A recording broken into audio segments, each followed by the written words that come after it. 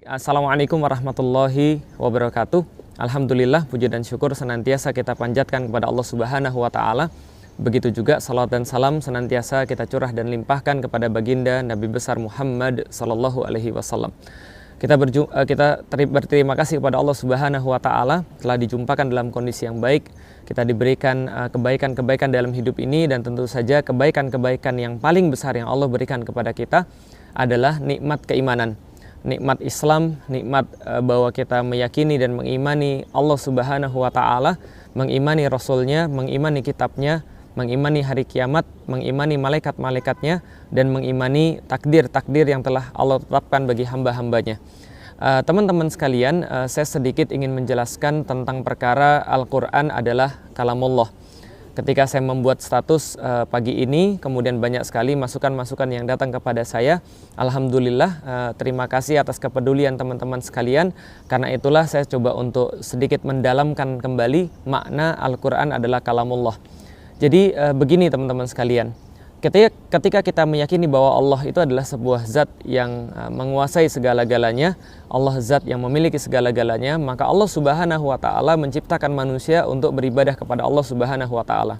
Dan bagaimana proses penyembahan, proses ibadah kepada Allah, maka Allah akan utus nabi dan akan utus risalah-risalahnya untuk memberitahu manusia bagaimana cara menyembah Allah Subhanahu wa Ta'ala.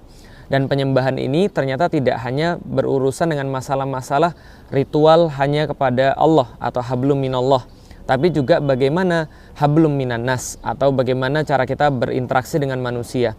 Nah, keduanya ini, hablum minallah, hablum minan nas, hubungan kita dengan Allah, hubungan kita dengan manusia, ditambah lagi dengan hubungan kita terhadap diri kita sendiri yang disebut dengan hablum minafsi, maka inilah kesemuanya yang dinamakan dengan syariat. Maka setiap nabi membawa risalah tertentu, dan risalah-risalah inilah yang kemudian dikenal sebagai kitab, gitu kan ya. Misal contoh ketika diberikan pada Nabi Isa, yaitu adalah Alkitab, Injil. Diberikan kepada Nabi Musa, Taurat. Diberikan kepada Nabi Daud, Zabur. Diberikan kepada Nabi Muhammad adalah Al-Quran. Mereka disebut dengan Alkitab, mereka disebut dengan kitab suci. Maka Al-Quran adalah bagian daripada kitab suci yang Allah turunkan kepada manusia, kitab yang disucikan oleh manusia karena di dalamnya tidak ada tercampur perkataan-perkataan manusia, di dalamnya tidak ada keraguan di dalamnya tidak ada pertentangan di dalamnya justru adalah bagian daripada mukjizat, yaitu adalah sesuatu yang datang daripada Allah dan tidak ada yang dari yang lain apalagi dari manusia. Maka Allah Subhanahu wa Ta'ala memulai surat Al-Baqarah dengan kata-kata dzalikal kitabu la raiba fih hudal lil muttaqin. Kitab ini tidak ada keraguan di dalamnya, petunjuk bagi orang-orang yang bertakwa. Kemudian Allah mengulangi di dalam surat Al-Baqarah, surat yang sama ayat ke-23, wa in kuntum fi raibim mimman nazzalna ala abdina fa'tu bi suratim mimmithlih. Dan bila kalian tetap mengatakan atau tetap meragukan bahwa Al-Quran ini yang kami turunkan terhadap hamba kami Muhammad ini datang daripada Allah Subhanahu wa Ta'ala, maka coba datangkan satu surat yang semacamnya. Fa'ilam taf'alu walan taf'al. Dan kalian tidak akan dapat untuk melakukannya dan tidak akan pernah dapat untuk melakukannya. Kenapa? Karena ini datangnya daripada Allah Subhanahu wa Ta'ala. Allah yang langsung menurunkannya. Wahyunya itu kemudian diberikan kepada Nabi Muhammad, langsung kemudian bentuk lafaznya begitu dari Allah Subhanahu wa Ta'ala, la raib, tidak ada keraguan. Oleh karena itu, Al-Quran datangnya daripada Allah. Karena itulah Al-Quran tidak sama dengan karya manusia. Kalau karya manusia, maka ketika dia menulis sebuah karya atau dia mengarang sebuah karya, maka karyanya seringkali bisa dibagi dua. Apakah ini adalah sesuatu yang bersifat fiksi atau ini bersifat non-fiksi. Yang sudah disepakati dalam bahasa Indonesia adalah yang bersifat fiksi, artinya dia berdasarkan khayalan, dia berdasarkan rakaan, dia berdasarkan imajinasi. Untuk apa? Untuk juga membuat imajinasi pada pembacanya, untuk menghantarkan informasi-informasi pada pembacanya yang bisa jadi betul, bisa jadi tidak betul. Nah, sebaliknya setelah non-fiksi, kalau kita bicara tentang karya manusia, maka ada yang bersifat non-fiksi. Kalau sudah fiksi, berarti ada non-fiksi. Non-fiksi ini apa? Berdasarkan misalnya penelitian, berdasarkan kejadian nyata. Ada juga fakta, ada juga faksi misalnya, autobiografi, kemudian kenyataan hidup seseorang, itu juga ada. Ada juga yang disebut dengan fiktif. Nah, kalau fiktif ini jelas adalah kebohongan. Dia meraka-raka, bukan hanya meraka-raka secara menghayal, bukan hanya meraka-raka secara kemudian membuat sesuatu yang positif atau negatif, tapi dia lebih kepada berbohong, ini fiktif. Contoh, data-data fiktif. Contoh, omongan-omongan fiktif, janji-janji fiktif. Ini tidak ada manusia yang suka, tidak ada manusia yang ridho, semuanya menyepakati bahwa berbohong adalah sesuatu yang jelek. Tidak beragama pun meyakini bahwa fiktif adalah sesuatu yang salah. Tapi bila Al-Quran dimasukkan ke dalam sesuatu yang bersifat fiksi, tentu saja ini adalah sebuah kesalahan. Kenapa kesalahan? Karena Al-Quran adalah ranah Allah, bukan ranah manusia. Ranah Allah tidak ada kemungkinan benar dan salah. Ranah Allah tidak ada kemungkinan lemah dan kuat. Ranah Allah tidak termasuk perkara-perkara yang bisa untuk diperdebatkan. Maka di dalam Islam, yang orang yang beriman kepada Allah sudah membuktikan bahwa Islam itu benar, maka dia beriman kepada Al-Quran secara keseluruhan. Wa ma atakumur rasulu fakhudhuhu wa ma nahakum anhu fangtahu. Apapun yang telah disampaikan oleh Allah Subhanahu wa taala melalui Rasulnya, maka terimalah. Apapun yang kemudian telah dilarang oleh Allah dan Rasulnya, maka tinggalkanlah. Jadi orang-orang mukmin sederhana, ketika disampaikan padanya sebuah kebenaran di dalam Al-Quran, maka ini datangnya daripada Allah dan ini tidak bisa dikategorikan ke dalam karya manusia. Mengkategorikan Al-Quran termasuk dalam fiksi punya beberapa bahaya. Sebagaimana yang pernah dilakukan oleh orang-orang Mu'tazilah ketika mereka menyebut Al-Quran adalah makhluk. Mereka bukannya tidak beralasan. Ulama-ulama pada saat itu yang mendukung Mu'tazilah bukan tidak beralasan. Mereka juga punya alasan. Bagaimana alasan mereka? Alasan mereka seperti ini. Mereka mengatakan, yang namanya Khalik itu hanya Allah. Berarti selain Khalik adalah makhluk. Maka selain Khalik, selain Allah adalah makhluk. Maka Al-Quran selain Allah juga adalah makhluk.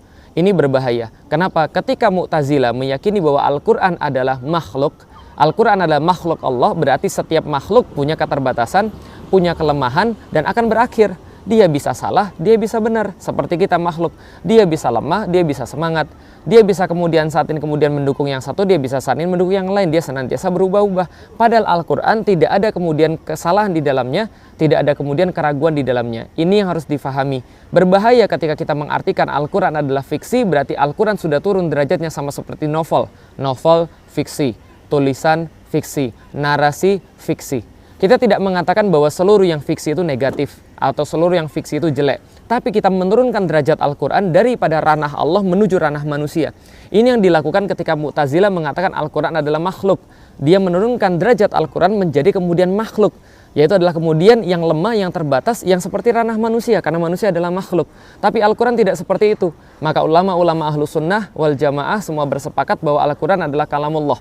Imam Ahmad bin Hambal itu kemudian mengorbankan dirinya untuk kemudian tetap memegang sebuah kalimat Al-Quran adalah kalamullah. Al-Quran adalah kalamnya Allah Subhanahu wa ta'ala yang tidak ada keraguan di dalamnya, tidak ada kesalahan di dalamnya. Sehingga dia tidak bisa berpotensi benar atau salah, tapi pasti benar. Sehingga dia tidak berpotensi akan terbukti atau tidak pasti terbukti.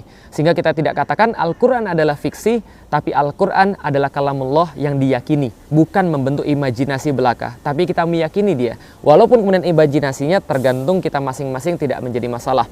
Tapi sekali lagi Al-Quran tidak fiksi. Al-Quran bukan fiksi. Sebab fiksi atau non-fiksi ini ranah manusia, bukan ranah Allah. Betul dan tidak betul itu ranah manusia, bukan ranah Allah. Ranahnya Allah adalah al-haqqu mi rabbikum falatakunanna minal mumtarin. Dan kebenaran itu hanya datang daripada Allah Subhanahu wa ta'ala, dan janganlah kita termasuk orang-orang yang meragukannya. Ini yang pertama. Yang kedua, secara konteks ada sebuah kejanggalan ketika kita ingin membantah antara fiksi dengan fiktif, lantas memasukkan kata-kata kitab suci di sana. Berarti ada ide-ide yang pengen dihantarkan di sana, ada perkara-perkara yang ingin dihantarkan di sana, yang ini jelas bertentangan dengan Islam. Karena itu teman-teman sekalian, saya sedikit berpesan dan menasihati diri saya sendiri, kalau andaikan kita ingin mengambil satu berita, kita ingin mengambil suatu kebenaran, maka coba kita lihat apa latar belakang orang ini, apa pendapat-pendapatnya. Apakah pendapatnya adalah pendapat yang benar atau tidak benar? Apakah pendapatnya adalah sesuatu yang memang berdasarkan dengan Islam ataukah tidak? Bila tidak berdasarkan dengan Islam, maka kita boleh ambil kebaikan-kebaikan secara universal dan umum, namun kita tidak bisa mengambil semuanya. Apabila kemudian pernyataannya salah, maka tinggalkan. Karena tidak selalu lawan daripada lawan kita adalah kawan kita. Tidak selalu enemy of our enemy is our friend. Lah kenapa? Karena bisa jadi kita bersama tapi kita berbeda pandangan. Kita bersama pada saat ini tapi kita berbeda visi dan misi. Ada sebuah hal yang berbahaya ketika kita kemudian terlalu mengulu-ulukan seseorang atau satu kelompok tapi kita melupakan bahwa kebenaran datang daripada Allah Subhanahu wa taala. Yang ketiga, teman-teman sekalian, baik yang melapor ataupun yang dilaporkan ini tidak berpijak kepada kebenaran. Yang melapor hanya urusan politis, mereka sangat bermuatan politis, yang dilaporkan pun tidak berpijak pada kebenaran, dan beberapa pernyataan-pernyataannya juga perlu untuk dicermati dan dikritisi. Oleh karena itulah teman-teman sekalian, kewajiban saya adalah menyampaikan. Adapun yang mengatakan ini adalah sesuatu yang berbahaya kalau disampaikan karena akan memicu kemudian perdebatan satu sama lain. Lalu pertanyaannya, apakah saya harus diam ketika saya mendapati sesuatu yang tidak betul, sesuatu yang tidak sesuai dengan syariat Allah? Teman-teman sekalian, saya memasuki agama Islam sebab saya meyakini bahwa Al-Quran bukanlah sebuah fiksi, tapi saya meyakini Al-Quran adalah satu-satunya kebenaran yang layak dipercaya di muka bumi ini selain daripada hadis Rasulullah Sallallahu Alaihi Wasallam. Al-Quran, As-Sunnah, Kitabullah, Wasunnah Rasulullah Sallallahu Alaihi Wasallam adalah bagian yang sangat penting daripada Islam. Karena itu ini berkaitan dengan keimanan dalam pandangan saya. Karena itulah teman-teman sekalian, ditanamkan betul dalam diri kita bahwa Al-Quran adalah kalamullah. Tentu video ini tidak ditujukan untuk siapapun, nama-nama tertentu, tapi mereka yang mau untuk mendengarkan nasihat, termasuk diri saya secara pribadi. Sekali lagi, perkataan saya pun adalah sebuah narasi fiksi, bukan seperti Al-Quran yang pasti benar. Tentu bisa jadi saya yang salah, tentu bisa jadi saya yang khilaf, bisa jadi saya yang silap. Karena itulah, mohon maafkan kalau saya ada salah, ambil kebenarannya. Yang jelas, Al-Quran bukan fiksi tapi kalamullah. Tolong, jangan bawa Al-Quran di dalam ranah manusia. Al-Quran tetap suci, Al-Quran tetap agung, tidak boleh kemudian dimasukkan dalam ranah fiksi, dan sampai kapanpun tidak boleh dimasukkan dalam ranah karangan-karangan ataupun karya manusia, apalagi disangka sebagai rekaan, apalagi disangka sebagai kemudian suatu manipulasi dan sebagainya. Tetap berpegang pada tali agama Allah, tetap berpegang pada apa yang Allah dan Rasulullah gariskan, dan mudah-mudahan kita mendapatkan kebaikan daripada Allah Subhanahu wa taala. Karena tidak semua daripada orang-orang yang kini bersama kita lalu kemudian mereka meyakini apa yang kita yakini. Mudah-mudahan Allah senantiasa memperbaiki hubungan kaum muslimin di antara kaum muslimin. Semoga Allah senantiasa memberikan kita kebaikan, mencurahkan kepada kita pemimpin-pemimpin yang tidak fiktif, tapi pemimpin-pemimpin juga yang tidak menjadikan Al-Quran sebagai fiksi, tapi menjadikan Al-Quran sebagai dasar daripada keimanan mereka, menerapkannya di dalam kehidupan sebagaimana seharusnya. Saya Felix Xiao, Assalamualaikum warahmatullahi wabarakatuh.